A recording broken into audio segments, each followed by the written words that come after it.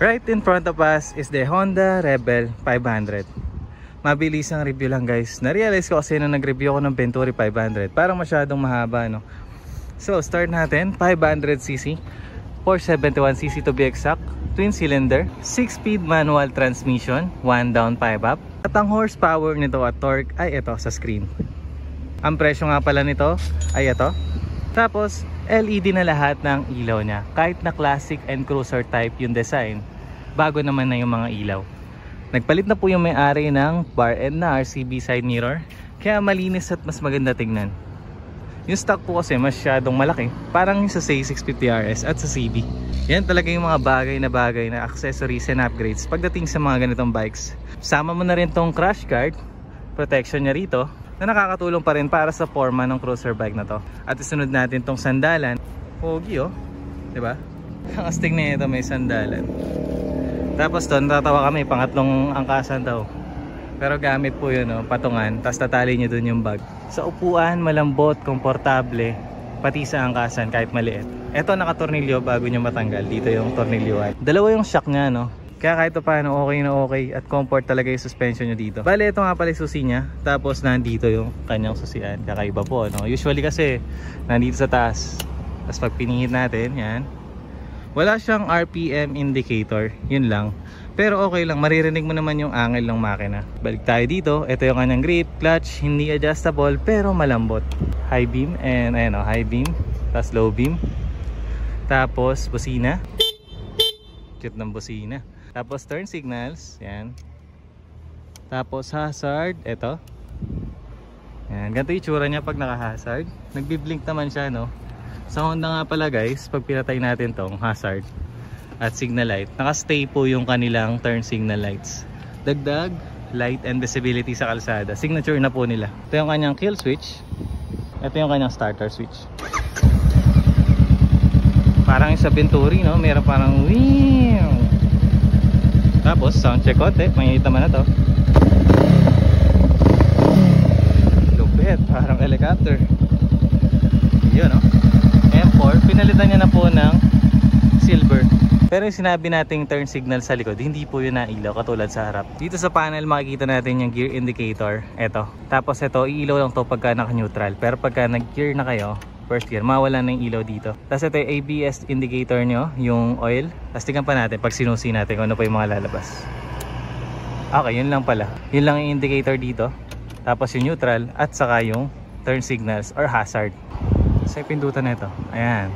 Ito yung trip D, trip A.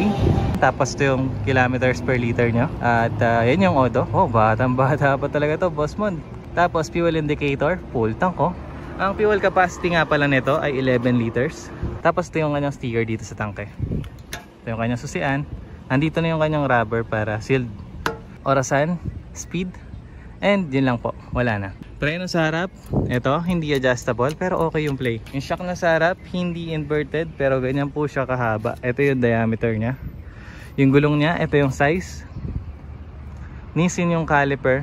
Tapos, single disc brake. Dito nakalagay yung busina, radiator.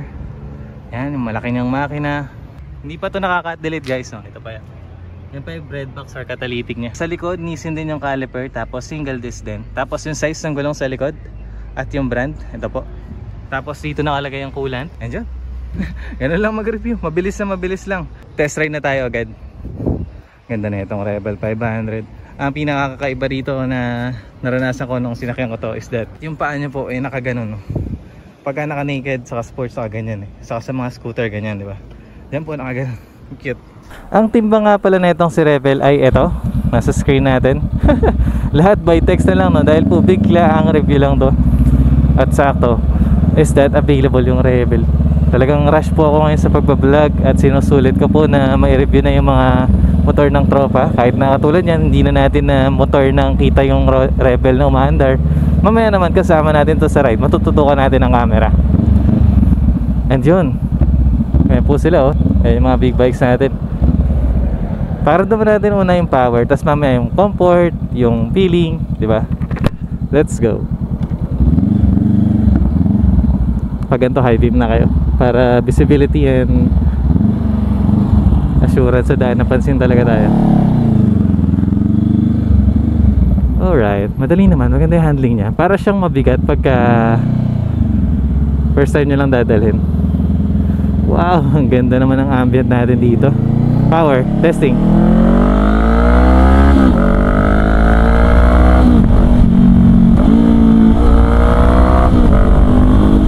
Nandun din naman, stick. Pwede. Vibrate, sakto lang. Ganda rin ang handling.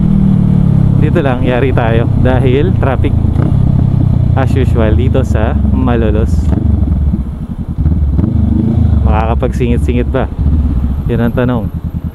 At ang tanong, saan tayo banda punta? Dahil pala lumiko na ako doon kanina eh. Liliko tayo doon mamaya sa pakaliwa dito. Bali, gagapang lang muna tayo sa traffic at magkukwentuhan. So, sa comfort, habang nasa traffic tayo, sakto lang, pero pag ginagapang ko, medyo tumatama siya sa bentigo, no? Tapos yun nga, hindi naman pala ganun ka sobrang na nandito yung paa natin. Hindi naman, sakto lang pala. Relax, handle, para akong straight na straight yung kamay ko. Hindi ko ma-relax katulad sa adventure, pero dapat relax to eh. Siguro sa position ko lang dahil naninibago pa ako. Ligo na tayo dito. Nakita nyo naman, grabe yung traffic. Kaya nga pala di tayo naka-carbon helmet ngayon dahil nilaban ko po, no? Back to the backup helmet muna tayo. Sa RCB na side mirror, okay. Ganda rin. Kita, kahit maliit, wide. Kung tatanong nyo kung bawal, alam ko yes bawal. Pero dahil nga big bike po ito at classic bike, is that nakakapipop na pagbibigyan naman. Oh, ito na, malapit na tayo. Buti kasya tayo. Ayun lang.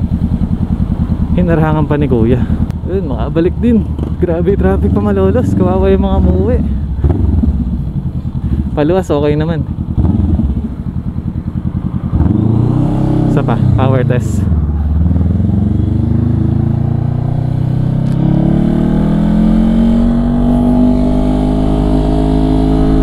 Vibrate.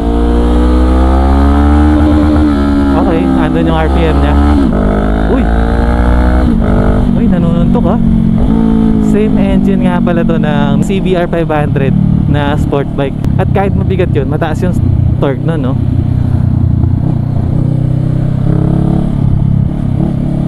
Ganda ng quality ng X4 natin, panigurado. Banking, hindi siya pwedeng isagad dahil cruiser, no? Sa side yung box, saka yung nasa gilid.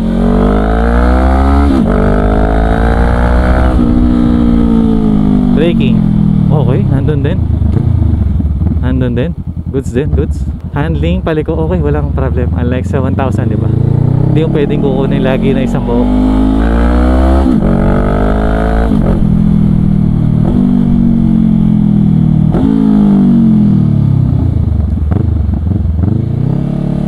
Sarap, paikot-ikot lang tayo dahil traffic, guys, no?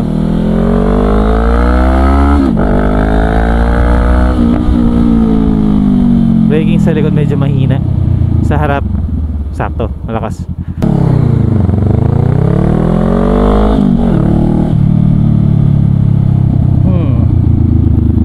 Okay na okay to. Nag-expect ako ng sobrang lakas na vibration, pero sakto lang.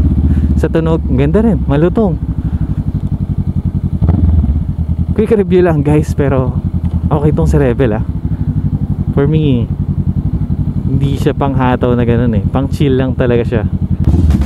And ayun, sa mga gustong bumili ng Honda Rebel, grabe ang baba ng seat height na to. Saktong sakto sa mga kababayan natin kinapos sa height. Dahil ito lamang yung seat height niya, no? At yung sa angkasan. Tapos yung timbang niya, ito nga, ito may kabigatan. Pero pag umaandar na, dali. Relax ka talaga dyan. Tayo lang. Alam niyo naman tayo sa vlog natin, may hataw para rinig yung tulog ng makina.